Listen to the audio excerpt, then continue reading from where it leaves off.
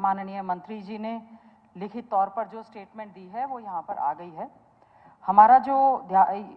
इसके लिए ध्यान आकर्षण प्रस्ताव लगा, पहले भी ये मुद्दा विधानसभा के पटल पर रखा गया था कि आयुष्मान कार्ड में बहुत ज़्यादा पूरे देश भर में और विशेष तौर से हरियाणा प्रदेश में बहुत ज़्यादा धांधली और घोटाले घपले हुए हैं। एक तो परिवार पहचान पत्र के साथ इसको जो ऐड किया गया उसमें बहुत लोगों को दिक्कत आई। साथ ही साथ में जो हमारे सरकारी हॉस्पिटल्स हैं वो भी रजिस्ट्रेशन नहीं कर रहे हैं और प्राइवेट हॉस्पिटल्स में भी जब आयुष्मान कार्ड धारक जाता है उसको परेशानियों का सामना करना पड़ रहा है। उसके साथ साथ उनसे जो है बहुत से लोग तो ऐसे हैं कि बीमारी नहीं होती लेकिन प्राइवेट हॉस्पिटल उसको एडमिट कर रहे हैं और सेटिंग के बाद उनके साथ इस प्रकार का जो है इस आयुष्मान कार्ड का पूरी तरह से दुरुपयोग किया जा रहा है। अध्यक्ष महोदय, आपके माध्यम से विशेष तौर से मैं जिक्र करना चाहूंगी रोहतक में PGIMS रोहतक में आयुष्मान के नाम पर जो घोटाला हुआ है उसमें ज्यादातर मामले ऐसे निकल कर आए हैं। हमारे पास एक सूची है, ये सूची है जिसमें आयुष्मान कार्ड के तहत जो है PGIMS रोहतक में इलाज के लिए मरीज गए और मरीजों के जाने के बाद ऐसे कई नाम हैं जिनका हमारे पास डेथ सर्टिफिकेट भी है। ये डेथ सर्टिफिकेट की कॉपी है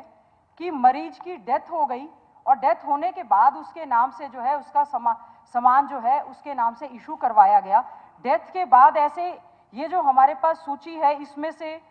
कई ऐसे मरीज हैं जिनकी डेथ होने के बाद उनके ऑपरेशंस दिखाए गए हैं। बहुत बड़ा घोटाला घपला है, माननीय मुख्यमंत्री जी के संज्ञान में है, माननीय स्वास्थ्य मंत्री जी के संज्ञान में है। क्या कारण है कि बहुत सारे ऑफिसर्स को, डायरेक्टर्स को इसमें बचाने का काम किया जा रहा है। ये घोटाला घपला जिसमें FIR तक दर्ज करवाने की बात हुई, CM फ्लाइंग ने वहां पर छापे मारे, छापे मारने के बाद उनको जो रिकॉर्ड मिला है उसमें ये पता चला है कि बहुत बड़ा घपला है और इसमें पूरा मीडिया में PJ में मरीज की मौत के बाद खरीदी गई दवाएं और फिर से लिखा है PGI प्रकरण पर CM बोले किसी को बख्शेंगे नहीं। 1 साल हो गया अध्यक्ष महोदय,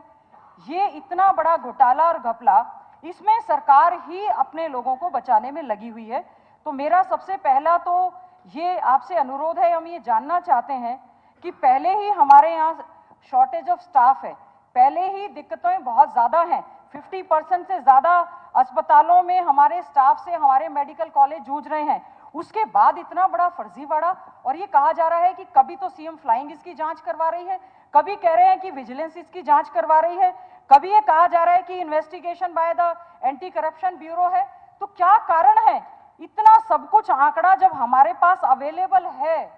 तो अध्यक्ष महोदय, आपके माध्यम से माननीय मंत्री जी, माननीय स्वास्थ्य मंत्री जी का मैं ध्यान इस और आकर्षित करना चाहूंगी। माननीय स्वास्थ्य मंत्री जी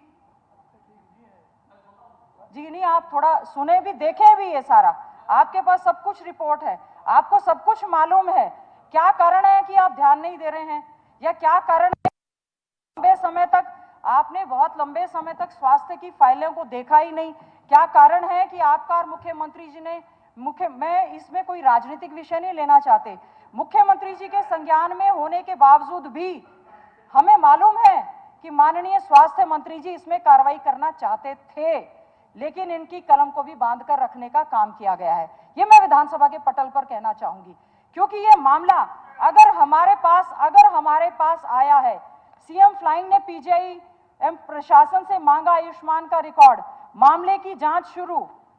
CM फ्लाइंग ने PGI में खंगाला रिकॉर्ड, आयुष्मान का रिकॉर्ड जब्त, PGIMS में मरीज की मौत के बाद भी इतना सारा कुछ है। तो अध्यक्ष महोदय, माननीय मंत्री जी का मैं इस और ध्यान जरूर करना चाहूंगी कि ये बार बार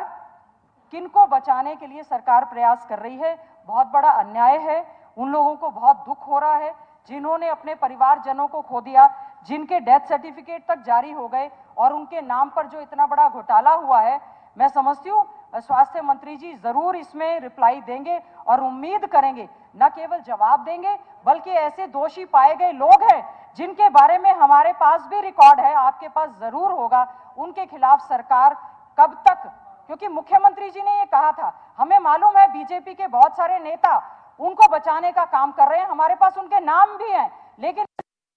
आपको सब मालूम है मुख्यमंत्री जी की बगल में वो लोग बैठे हुए थे और मुख्यमंत्री जी ने कहा कि मैं किसी को बख्शूंगा नहीं और तुरंत प्रभाव से उस पर कार्रवाई करने का काम करूंगा। मुख्यमंत्री जी आज यहाँ पर बैठे नहीं हैं, तो स्वास्थ्य मंत्री जी आपकी ये जिम्मेवारी बनती है, टाइम बाउंड मैनर में बताएं दोषियों के खिलाफ कब तक आप कार्रवाई करने का काम करेंगे, ताकि वाकई में ही लाभार्थियों को, आयुष्मान कार्ड धारकों को इसका लाभ मिल सके।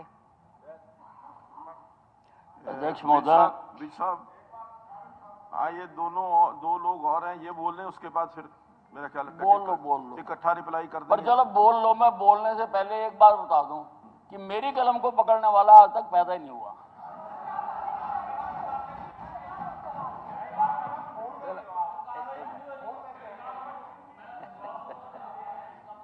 अध्यक्ष महोदय,